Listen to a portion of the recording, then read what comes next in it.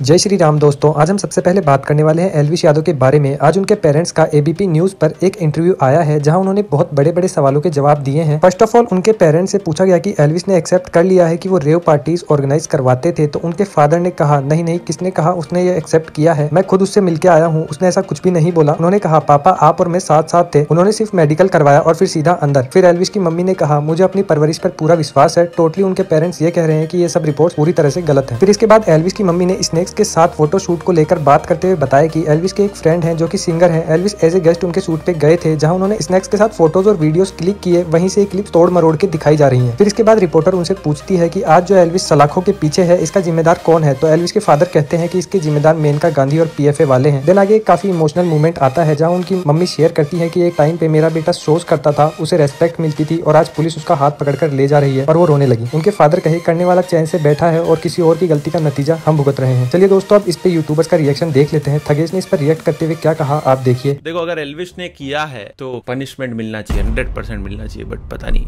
ऐसा लगता है कि भाई क्यों करेगा आदमी, जब इतना ऑलरेडी कमा रहा है तो क्यों करेगा। फैमिली के लिए बुरा लगता है बहुत। अगर किया है तो पनिशमेंट मिलना चाहिए, नहीं किया है तो भाई फिर गलत हो रहा है। उनके फ्रेंड्स ने स्टोरी पोस्ट की। जय श्री राम सभी को। राम राम भाई सबने। भाई हमें पता है आप लोग बहुत परेशान हो, बहुत ज्यादा परेशान हो, और हम भी आपसे ज्यादा है, हम भी चक्कर ही काट रहे हैं अभी नोएडा में। तो एल्विश बिल्कुल ठीक है, एल्विश से बात हो गई है, ठीक है, बिल्कुल ठीक, स्वस्थ, कोई दिक्कत नहीं। उसके चेहरे पे कभी उन्होंने बेरा, कभी स्माइल तो टूटा ही ना, और मुंह पे ताव मारता रहे। दूसरी बात, हमें सिर्फ कोई ना, मैं 2-4 चीजें ना ऐसे तंग कर रही हैं, ऐसे मतलब बिल्कुल दिमाग और शरीर ना फटने को हो रहा है कि क्या है ये, क्या सिस्टम है भाई। कानून व्यवस्था और कानून की प्रतिक्रिया पे थोड़ा सा ना वो हो रहा है कि इतनी जल्दबाजी किस बात की।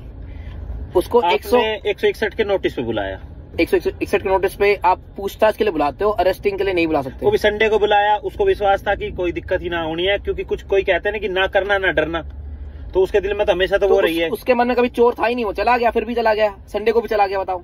और 161 के पूछताछ के नोटिस पे आपने बुलाया और उसको अरेस्ट कर लिया, 2 घंटे में सारी प्रतिक्रिया कर दी। हमारा वकील भी नहीं पहुंचा, रास्ते में रह गया वकील भी, उन्होंने पहुंचने ही नहीं दिया।